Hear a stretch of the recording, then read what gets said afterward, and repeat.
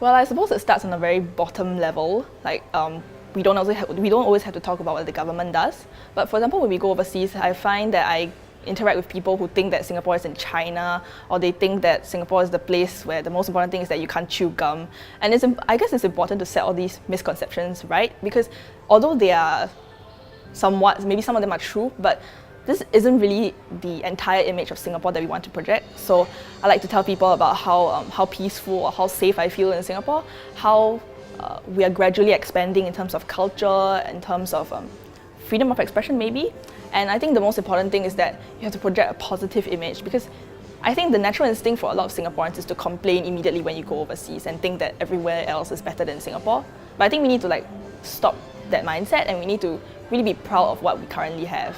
I think other people think of Singapore as a garden city, and they think of us as a very clean and green city. So I think what we should do, or what I can do to maintain this good relationship and good understanding of Singapore, is to really uphold this garden city and clean city. Because even though we have that name tag to us, I think it's not really carried out properly, and I feel we should work harder on making Singapore a really clean place that people want to come. And I think another aspect of getting other people to have a good impression of us would be how we react to them when they come visiting Singapore. Because I think when tourists come, the first impression is very important, and sometimes because of our different time zones and our different work hours and terms, so they may come during school hours, or they may come during the school terms and during work times, and during those times we are always very stressed and we may just brush these tourists off. But I think what we should do is we should smile. I think smiling is very important, and I think we should just welcome them and make them feel like Singapore is a place that I'm not a citizen here, but I can still feel welcome here, and it's a place that I can go to for a holiday.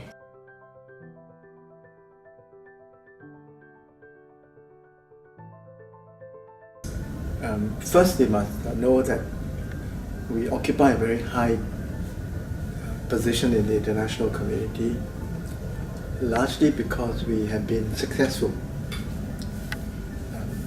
Although we are a small country, but we have considerable economic power. We have significant military power, and we also have important soft power, I would say. We've also been a very proactive member of the international community, in that we have taken the leadership role to unite other small countries through the Forum of Small States, and to unite small and medium-sized countries through another grouping called the Global Governance Group that we founded to balance G20, because we felt that G20 may result in 20 big countries dominating the world and not paying heed to the interests of other countries. So it means that we should continue to be proactive in our diplomacy, that we should think of creative ways in which to create constituencies for Singapore.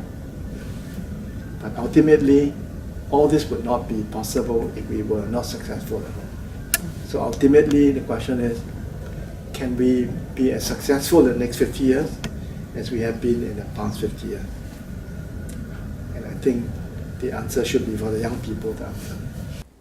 I think the most important thing for any young Singaporean to do is to travel. Because Singapore is such a small city, and if you live in Singapore, it's like living in a small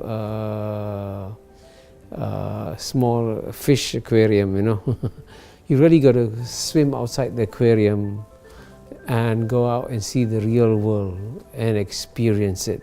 Because as a result of the world getting smaller and smaller and smaller, it's events in other parts of the world that will have a dramatic impact on the future evolution of Singapore.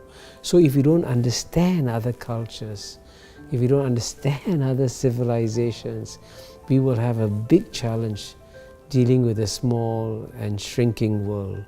So I think it is, for example, wonderful news that the National University of Singapore, NUS, tries to get more than half, almost 3/4 of its students to have some kind of overseas experience.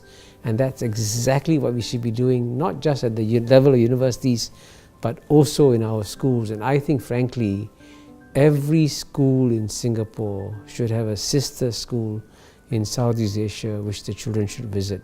Because after the one visit, they'll come back and say, wow, I had no idea how well off Singapore is.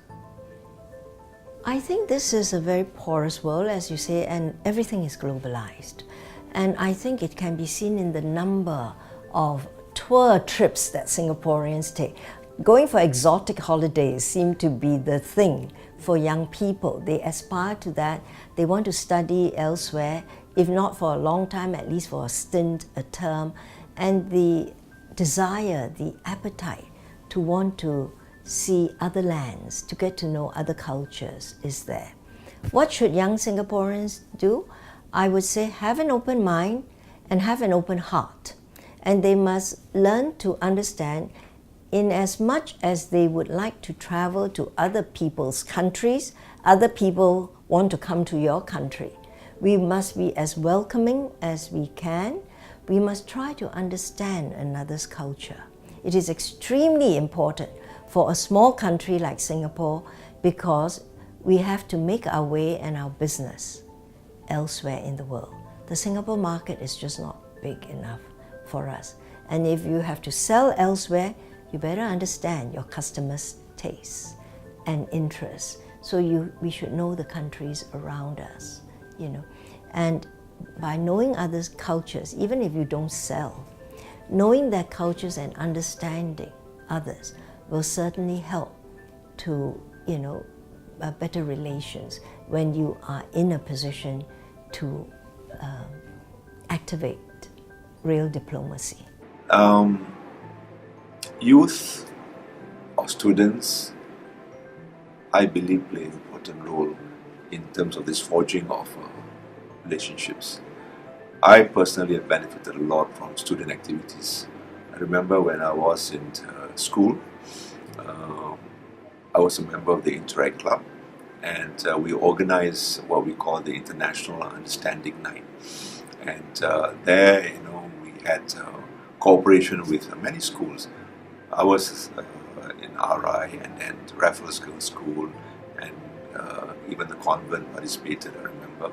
And we had a really fabulous cross-cultural presentation of dancers and songs, which I hope, and I'm sure, actually contributed towards a better understanding of this element of culture and cross-culture. And to me, it was like as though an introduction to my future, because later on I became a media person with the Straits Times Group, and later on, of course, to Ministry of Foreign Affairs. I also remember that while waiting for my A-level results, I think this students would like to hear that I didn't want to waste time, and I took the opportunity to go on a hitchhike. And I went all the way to Penang. Imagine hitchhiking from Singapore to Penang then, and the experiences I went through, going to Malacca, Kuala Lumpur, Ipoh, and up to Penang. It was really a very rewarding experience, and I still have very fresh memories of those visits. And the friends I made in those days, that was back in 1968, which I think still lasts till today. And whenever I go back to Penang for my grassroots visits, for example, I always make it a point to go and visit some of those friends which I made back in the late 60s.